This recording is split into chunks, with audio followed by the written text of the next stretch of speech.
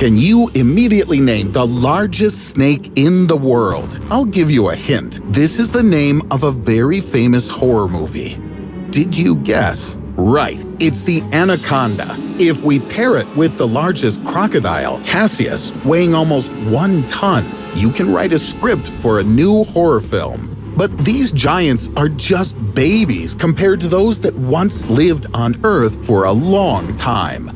Take, for example, Kronosaurus and Titanoboa. Once, these two predators were a threat to all life, both on land and in water. But what would happen if they still lived today? Could humanity survive, or would it be the end of us? Now, I'll tell you about the ancient monsters that terrorized everything in their path. You'll learn when and where these monsters lived, and then we'll bring them to the present. You'll see whether these giants will capture our world, and if people will be able to put up a fight. Something tells me that today it's going to be very hot.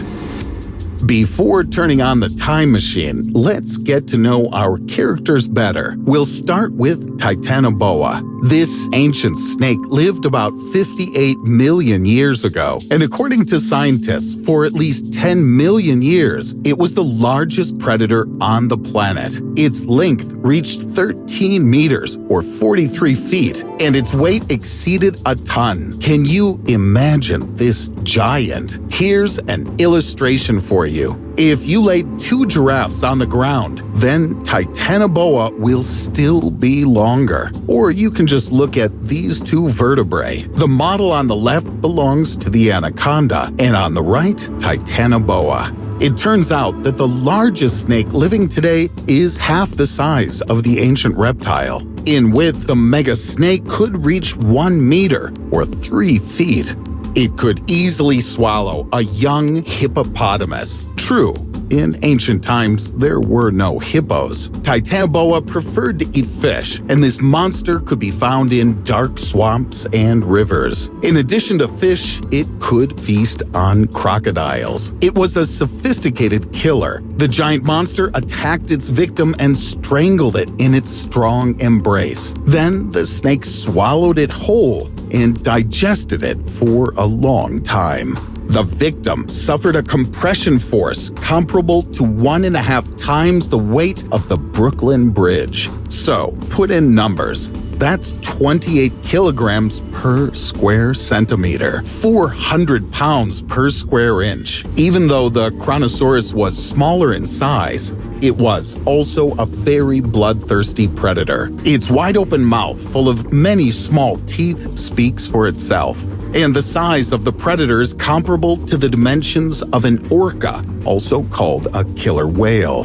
To be more precise, the Kronosaurus reached a length of more than 10 meters, or 33 feet, and its weight could reach up to 12 tons. In its appearance, it was remotely similar to a modern crocodile, only in a very enlarged version. And even their bite strength is a close comparison. It was also a skilled swimmer that probably attacked its prey from the depths. Kronosaurus had a very powerful rib cage, 4 flippers, and a small tail. It literally gnawed at its victim, leaving no chance for survival. Kronosaurus couldn't have encountered Titanoboa. They lived in different periods, and even perhaps loved a different habitat. Kronosaurus could live in fairly cold southern seas, but Titanoboa loved a hot climate. But this didn't stop the two predators from instilling fear and terror into all living creatures in the area. Now, let's imagine that these two monsters didn't die out and that they still peacefully coexist with us. Although, would it be peaceful? This is a big question. If Titanoboa survived to this day, it could well be found in the equatorial tropics. For example, Titanoboa would love the hot climate of Colombia or neighboring countries like Venezuela, Brazil, Ecuador, Peru, or Panama. Obviously, people would have to more carefully protect their homes from the intrusion of Titanoboa. However, it's unlikely that the snake could crawl unnoticed into a house. It would have no trouble knocking out a window or even breaking a door. Fortunately, this behavior is still unusual for snakes. But all the same, in order to protect themselves from intruders, people would have to surround their homes with high-voltage fences and keep a big stun gun under the pillow, just in case. In noisy megacities, a huge snake would not have a single chance of survival, only if the snake doesn't accidentally wind up somewhere under the heating main, a comfort that a reptile might appreciate. But food, in the form of rats, would hardly suit it. By the way, most likely she wouldn't be interested in people as a food source. In horror films, the anaconda often devours people. However, in reality, it rarely attacks a person. It can be assumed that its distant ancestor would also be indifferent to us. But for people, Titanoboa could be a welcome trophy. Any zoo in the world would dream of getting such a valuable specimen. And its skin would be a real hunt. People who catch these huge snakes would become real national heroes. As for the super snake diet, in our world it would find something to eat. Alligators, turtles, river dolphins would suit the giant in all respects. Animals on land would also have a hard time. Giant armadillos, manatees, tapirs, cougars, jaguars, caimans, and Brazilian otters would be endangered. Sure, adults would be too big, so cubs and young animals are what they need.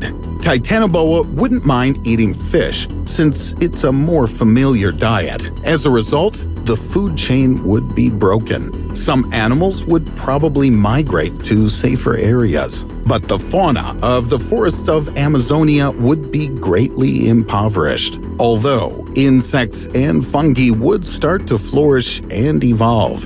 Very soon, there'd be no trace of the once lush vegetation. Kronosaurus would hardly have liked life in our condition either. In ancient times, even turtles were the size of a kitchen table. Eat just one and feel full all day. But such a monster would need about a dozen modern turtles, and then I still doubt it would be enough to eat. In addition to turtles, the ancient monster fed on Plesiosauria, but in our world, he'd have to look for an alternative. Most likely, it would switch to large marine mammals. It wouldn't be able to swallow a whale all at once, but in parts, then sure, it could eat it completely. Such a huge body would need tons of food. Like a giant meat grinder, it would sweep away everything in its path. People would suffer greatly due to a shortage of fish in the seas and oceans. Fishing itself would be very risky due to the existence of an underwater hazard. Ships would have to be built to be much more solid, and in the event of the extinction of whales, a climatic catastrophe would begin. There would be nothing to extract thousands of tons of carbon from the air. In the underwater depths, there would be a daily battle for life. Given the size of the monster and its ferocious disposition, there could only be one winner.